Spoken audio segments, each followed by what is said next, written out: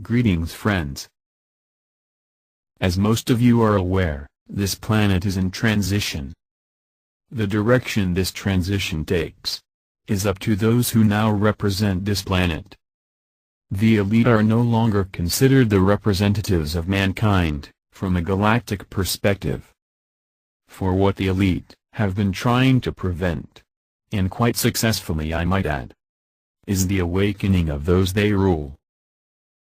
Remember, they, the elite, represent less than 1% of the population. So their answer to this dilemma was to use the manifestation powers of the other 99% to achieve their preferred timeline choice. This was a short-term solution, although their ego-based consciousness would not allow them to see or accept this truth or reality. Now that over 25% of this planet's population is in the awakening stages, they, the elite, are losing ground very, very quickly. Let me explain.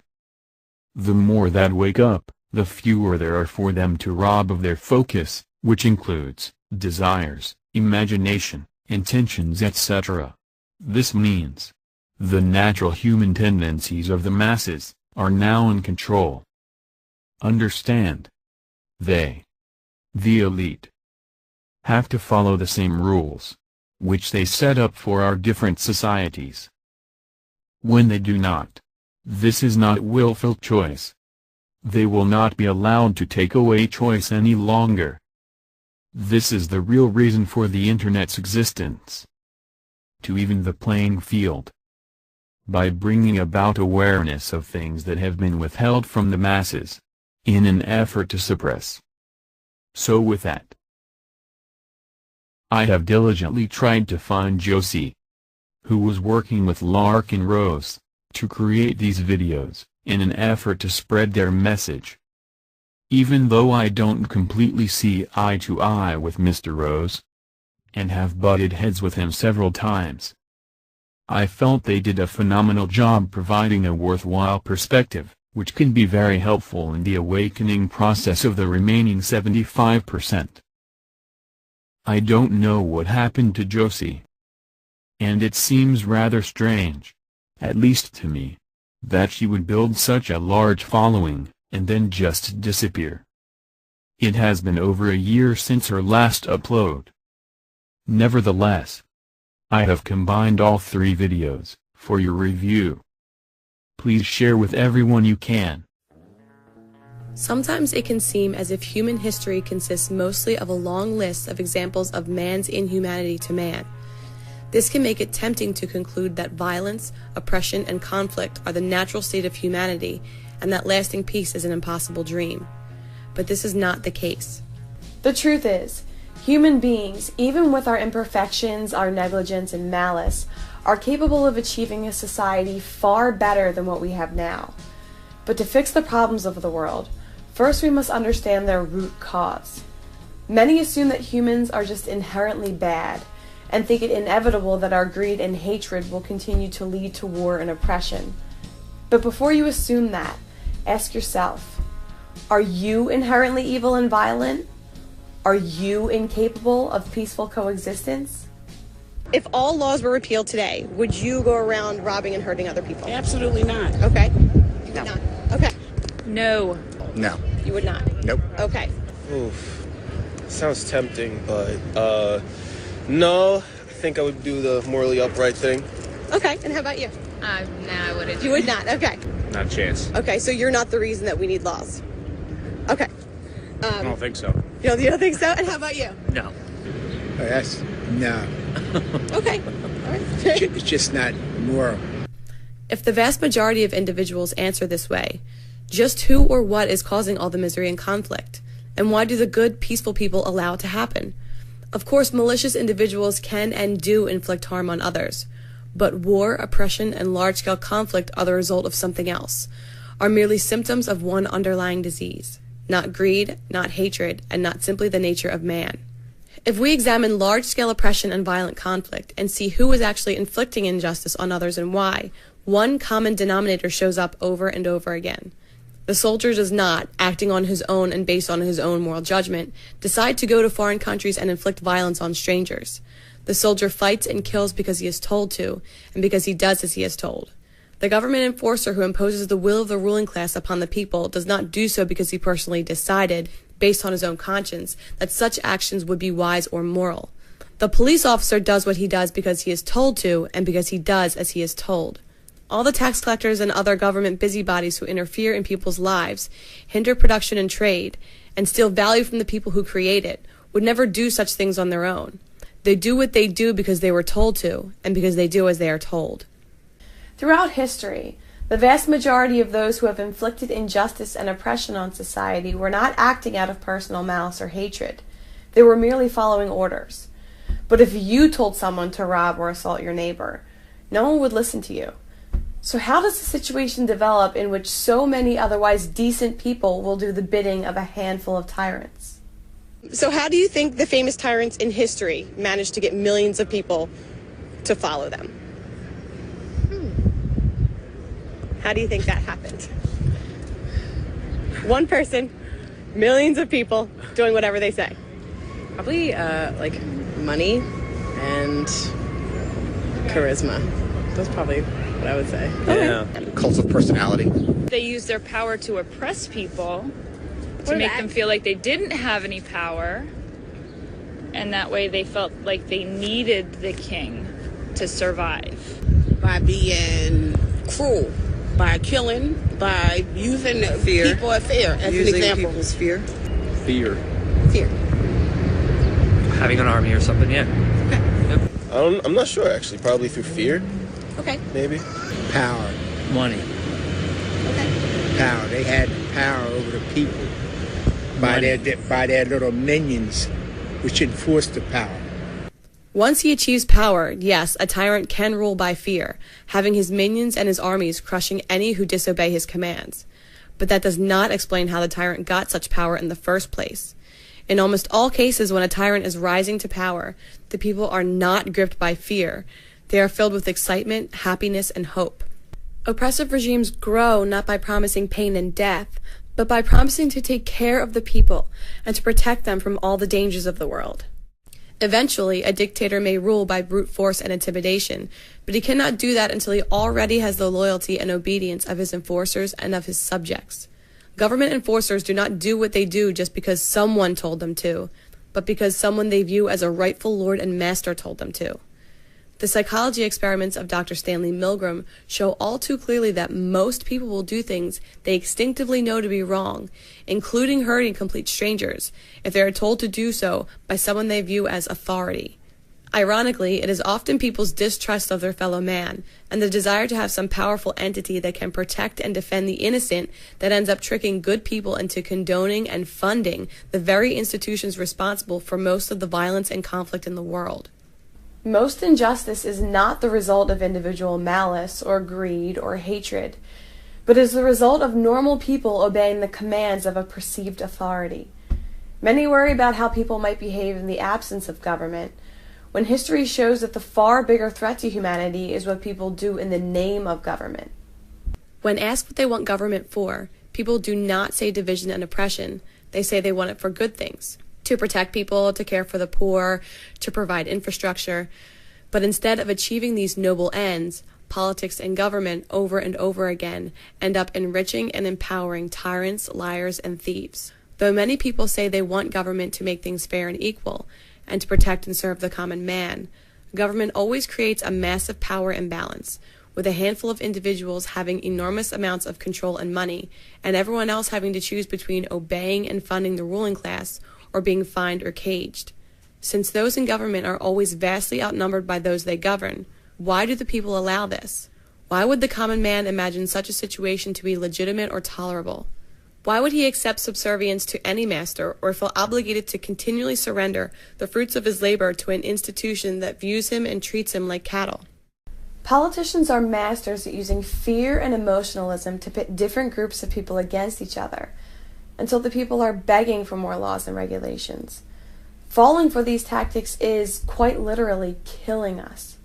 No, humanity does not need to be at war with itself, and when it is, It is almost always the result of political opportunists intentionally causing strife and conflict in order to enrich and empower themselves at the expense of the freedom and safety of everyone else. Those in power, often by way of the mainstream media, tell us what we should care about, what we should worry about, and what we should fear. And the proposed solution is always more government power and control. By dividing people into different camps, such as Democrat and Republican, the people can be tricked into being perpetually angry at each other, while politicians on both sides benefit. Between the ongoing vitriol and divisiveness, many people don't notice how much the politicians agree on. They all agree that they should take your money and control your life. The politicians talk as if they represent and serve their constituents, but when it comes down to it, everyone knows what happens if he refuses to pay taxes or disobeys any of the politicians' laws. Beneath the rhetoric, the situation is still one of rulers and subjects, masters and slaves. There would be no reason for free, prosperous people living in harmony with each other to want to be ruled, which is why those who crave power always emphasize, exaggerate, or create problems and conflicts to pit people against each other and scare them into believing that they need a master, that they need controllers and rulers to protect them from reality. I want every man, woman, and child to understand how close we are to chaos. I want everyone to remember why they need us. Tyranny does not come about through power-happy people confessing malicious intentions. It comes about through power-happy people feigning good intentions, thereby winning the loyalty and subservience of good people who then view the power-happy people as authority and government. In this way, freedom is whittled away piece by piece, always under the guise of serving the people, until nearly every industry and every activity is monitored, taxed, regulated, and restricted in the name of law, making the people unable to provide for themselves, unable to be independent and self-sufficient, unable to freely trade and cooperate with each other however they see fit. The primary problem with society is not that man is inherently evil, but that so many are willing to tolerate, advocate, or commit violent aggression when it is done in the name of government and law. When those committing injustice have an aura of authority, even most good people will comply and obey. When oppression is legalized, the proud law-abiding taxpayers will not only tolerate it, they will fund it, condone it, and vote for it. And while it may be easy to recognize the evils committed by tyrants and their hired guns, too many people fail to realize that tyrants only have power, only have wealth, only have influence because the people give it to them. A regime that no one viewed as legitimate, no one paid for or obeyed, would not exist. Where people do not look to an authority, do not recognize an authority, there is none. So if you want to know the source of most conflict and violence in the world, you might begin by looking in the mirror and asking yourself, which acts of aggression against your neighbors, which examples of man's inhumanity to man have you paid for, cooperated with, condoned, and voted for?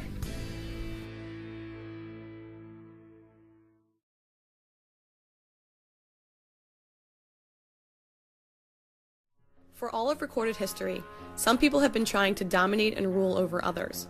On a small scale, sometimes an individual or a gang can control and extort others through outright violence.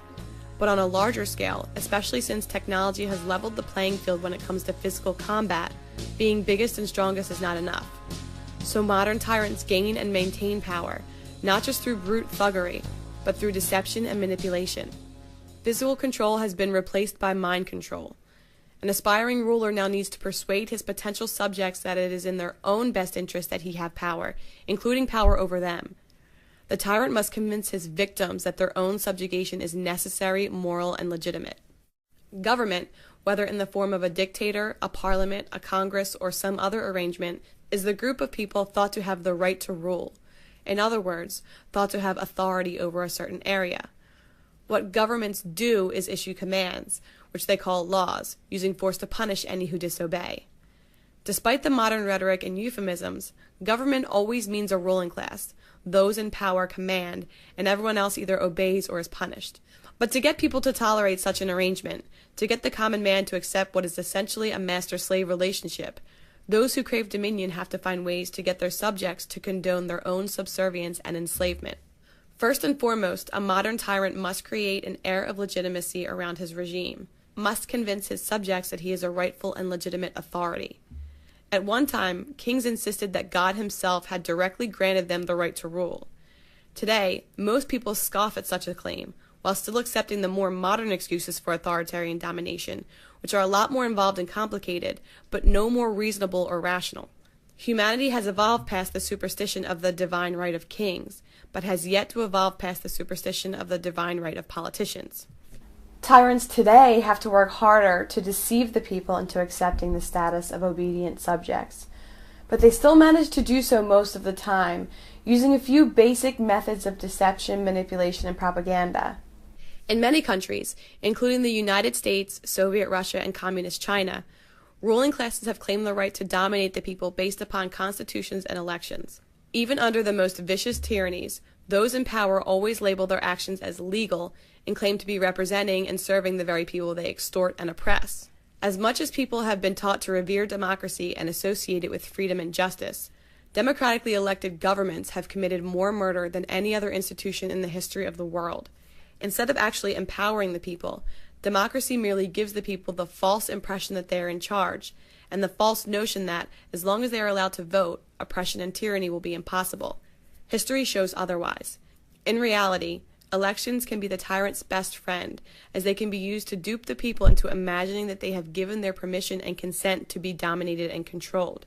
At best, the people are given the choice of who will rule them, but true freedom, being ruled by no one, is never one of the choices in any political election. Even when their ballot choices are selected by the ruling class itself, allowing people to vote can deflect and diffuse their anger and resentment, tricking them into focusing their time and energy on pointless rituals which never achieve freedom, so they don't start disobeying or resisting instead.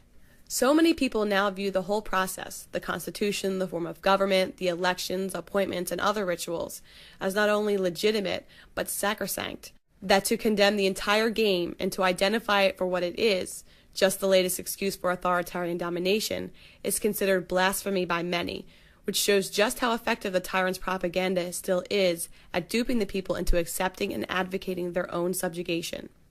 But simply making a ruling class appear legitimate is not enough.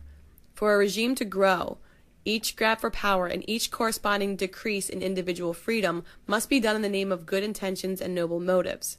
The most effective means of convincing people to give up their freedom and their money to a master is to convince them that if they don't, horrible things will happen, which is why nearly all of politics is based on fear-mongering. A tyrant does not obtain power by making the people afraid of him, but by making people afraid of each other. Even the most vicious tyrannies grew by railing against other threats and injustices, whether real or imagined, and by convincing the people that only by giving government huge amounts of money and power could imminent catastrophe be avoided.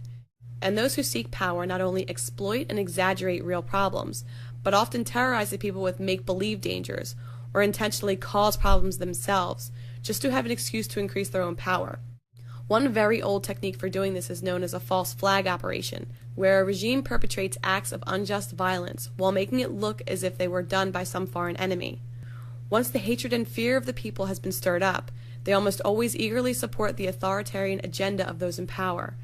A prime example can be seen in the recently declassified Operation Northwoods documents, which show that top officials and the U.S. military plan to stage fake terrorist attacks in Cuba and on U.S. soil, and blame them on the communist regime of Fidel Castro in order to garner public support for a military invasion of Cuba. The basic tactic is not new and has been effectively used for centuries by the authoritarian empires all over the world, and it would be extremely naive to think that such tactics are not still being used today. And there are many other methods governments can use to create a problem and then use that problem as an excuse to demand more money and power for itself in the name of fighting against the very problem it created in the first place. This can be done by engineering an economic collapse, by causing poverty to justify the creation of a welfare state, by creating black markets which lead to increased crime to justify a militarization of the police force, by fueling racial or religious conflicts, and so on. Whatever those in power can do to train the people to be scared of the idea of not having a powerful government around will almost always result in the people welcoming or even demanding violations of their own rights and liberties. Of course, there will always be conflict in the world, but government only exacerbates and enhances disputes and problems intentionally, because if the people are not afraid of some threat or danger, real or imagined, they would never have a reason to accept a master over them. Government power does not serve to solve problems, Problems serve as the excuse to create never-ending government power. How many problems can you think of that government has ever fixed? Did the countless laws and billions of dollars end the drug trade? Did it end prostitution? Did it end terrorism? Did it end poverty? When has there been any government program or department which achieved its goal, solved a problem, and was therefore disbanded and repealed? It is never in government's interest to solve problems or eliminate threats, because it is always the fear caused by problems and threats which trick the people into tolerating the existence of a ruling class. Another ploy used to convince people to support tyranny is for politicians to seek votes from one group of people by promising to tax or control some other group. Those who seek power intentionally create divisions between rich and poor, black and white, men and women, different religions and cultures, and so on, telling each group that if only they elect the right candidates, their priorities and values can be enacted into law and imposed upon the rest of society. Politicians are masters at exploiting the fact that few can resist the temptation to have their views and beliefs forced onto everyone else. On every possible disagreement or difference in opinion, politicians will offer to use the force of government to legalize one viewpoint and outlaw another. Some voters will cheer for a tax to help the poor, while others will cheer for a tax to fund a police force. The politicians propose one new program or agenda after another, each requiring more money and power for the ruling class and less freedom for the people. If someone thinks that he knows how things should be, some politician will always be there promising that if he is elected, he will make that vision a reality. As long as people view law and government as a legitimate way to control others, why wouldn't each person try to use the democratic process to force his neighbors to behave in certain ways and to fund certain things? Nearly everyone falls into this trap when it is called democracy, and painted not only as moral but noble, as participating in the process and doing one's civic duty. The end result of politics is never the perfect society, or even the people getting what they want. The end result is groups of people constantly being played against each other, each side of every dispute asking government to forcibly rob and control the other side, with the only real winners being the political class. Over and over again, the people have ended up enthusiastically advocating their own enslavement, simply because it is so tempting for each person to believe that the world would be what it should be if only authoritarian power was used to serve what he wants and what he believes in. As long as the battle is over whose ideas should be forced on everyone else, freedom and justice always suffer. If the other deceptions fail, the fallback argument of those who seek power is that someone has to be in charge, that there will always be someone at the top, and that the only real question is who it should be. When the people accept this lie and assume that government is just an unavoidable fact of life, they will always end up legitimizing a system of domination by petitioning and voting, instead of actually trying to achieve freedom or even knowing what real freedom would look like. Democracy often devolves from being a question of what people actually want and support to an argument over which political party is less corrupt and destructive than the others. As much as people may lament negative campaigning and mudslinging, it works, precisely because those who crave power really have no positive vision to offer, so their only recourse is to paint the other politicians as being even worse. Many people view their vote not as some empowering positive thing, but as an act of self-defense and an attempt to keep the even worse crook out of power. Whoever you last voted for, did you fully trust and support them, or did you just distrust them less than the other person? Distrusted less. Okay. Definitely. Distrusted them less than the other person. I think I mostly trusted him. Mostly. You mostly trusted him? Not all the way, but like by a large amount more than the other one. Distrusted them less than the other person. I guess distrust more than the other, but I think I mistrusted him less than the other person. I agree. I voted against somebody to vote for the one I voted for. Yes. Okay. Not voted for him, I voted against the other person. I guess it was more like a lesser of two evils sort of deal for me.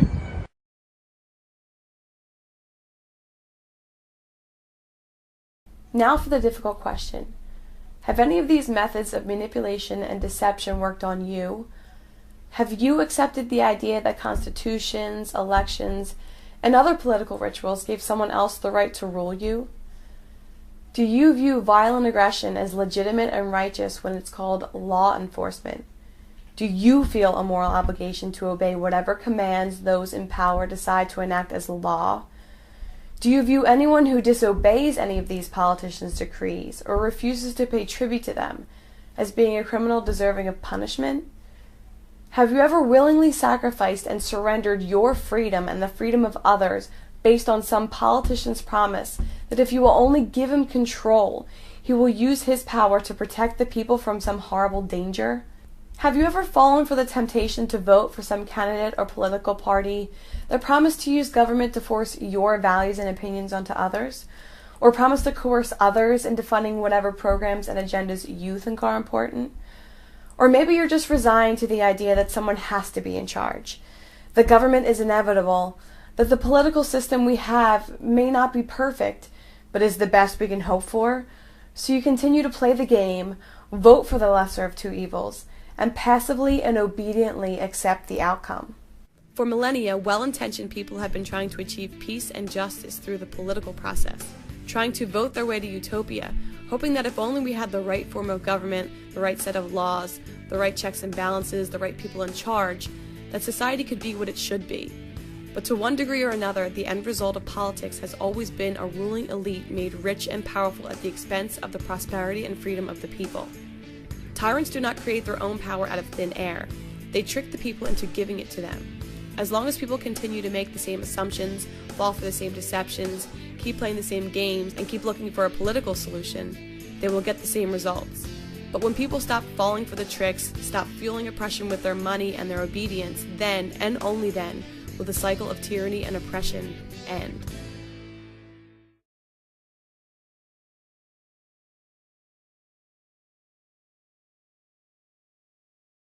Taxes are the price we pay for a civilized society. But if being civilized means to coexist peacefully, interacting through voluntary means instead of by violence, then taxation, one group of people forcibly depriving another of the fruits of their labor, is the exact opposite of being civilized. To steal the money that someone has earned through voluntary means is to steal that person's productivity, his time and his effort, to steal a part of his life. And to steal a part of someone's life is called slavery. Taxes are often characterized as the people simply paying for the services they receive from government, but this is a gross mischaracterization. Imagine getting a bill from a private business for services you never asked for and may not even have wanted. And imagine that if you don't pay whatever price the business decides, they will wipe out your bank account, seize your assets, and possibly put you in a cage. In any context other than government, such behavior would of course be seen as immoral, unjust, and criminal. And yet we're told that when government does the same thing, it is legitimate, moral, and necessary for society. There are two sides to the immorality of taxation. First, it deprives the productive people of a large part of the wealth they produce, stealing their buying power, reducing their ability to provide for themselves and their families, and making them less able to support the things they care about. Second, it forces people to fund and support things which go against their wishes, that conflict with their own values and priorities, and that are contrary to their own interests. Government does not produce any wealth. Everything it spends, it must first take from the productive people, whether through open taxation or the hidden tax known as inflation. As a result, it is always the productive, law-abiding taxpayers who foot the bill for tyranny. It was not Mao, Stalin, or Hitler who funded or manufactured the guns, tanks, and bombs that terrorized and murdered so many millions. It was the good people of China, Russia, and Germany who felt obligated to hand over the fruits of their labor to those wearing the mantle of authority. Likewise, all the government bureaucrats, the abusive law enforcers, the corrupt politicians, their buildings, their vehicles, their computers, their utilities, their salaries, we are the ones paying for all of that. And perhaps most ironically, when it comes to the IRS and all of their tax collectors, we are the ones paying them to rob us. Everything of value in the world has come from the efforts of productive people, while the political class can only steal and destroy. In short, the good have always funded the evil, and that will continue to be the case as long as the good people imagine a moral obligation to surrender a portion of what they earned by way of taxes to those who claim the right to rule. Taxes are not the price we pay for civilized society. Taxes are how civilized society pays for its own destruction. Taxation is no different than a mafia protection racket, where a gang claims to be protecting you, while that same gang threatens to hurt you if you don't pay up. Yes, the gang may sometimes go after other thieves and aggressors, but if you don't pay their protection fees, you know that they are the ones who will be at your door next. Some argue that because taxes pay for roads, defense, protection, and helping the poor, Ending taxes would therefore mean no roads, no defense, no protection, and no help for the poor. In any context other than politics, such an argument would be immediately recognized as completely invalid.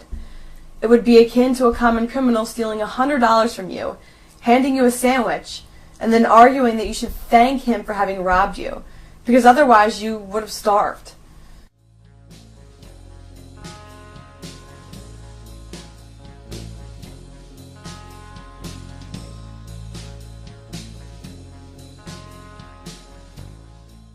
Would you like it if you could choose for yourself which government programs, if any, you were going to pay for? Yes. Yeah. Say yes, definitely. Oh yeah, I would like that. Okay. Yeah. I think, idealistically, yes, but I don't think, again, it's a matter of things actually working. Sure. And that you can't pick and choose. Okay. Absolutely. Yes. If any. Yeah. Absolutely. Okay. I'd like to know where my money is going. Absolutely. If they're taking my money and using it for programs, I would like to know exactly where my money's going.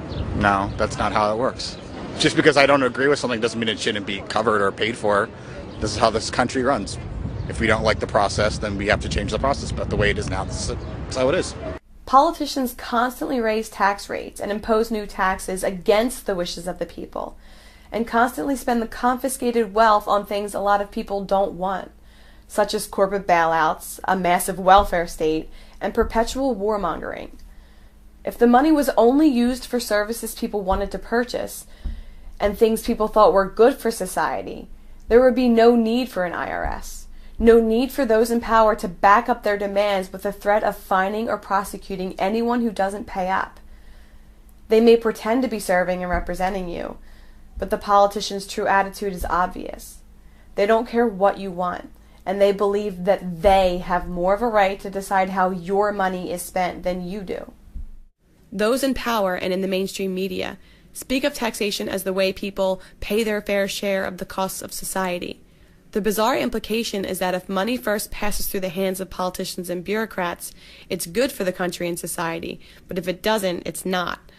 This implies that the people being forced to fund Ponzi schemes, government waste and corruption, and programs and agendas many people don't even approve of, somehow serves the common good, but that the people voluntarily donating, spending, or investing their own money on what they think is important is somehow selfish and destructive to society. Most of the victims of the government extortion racket have fallen for this rhetoric, and as a result, believe it's necessary, legitimate, and good for a ruling class to forcibly extort all of the productive people. If you try to avoid paying tribute to the politicians, your so-called fair share of taxes, if you try to prevent yourself from being robbed to fund things you oppose, your neighbors would likely view you as the criminal, and view those who would attack you as noble law enforcers. It would be like someone getting his car stolen, and instead of being angry at the thief, being angry at his neighbors who didn't get their car stolen.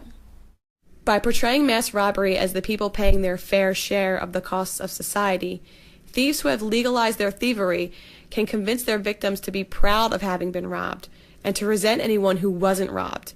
This is just one more example of how politicians use the tactic of divide and conquer to keep the people at war with each other, so they don't identify the real root of the problem, which is those who seek to rule over others.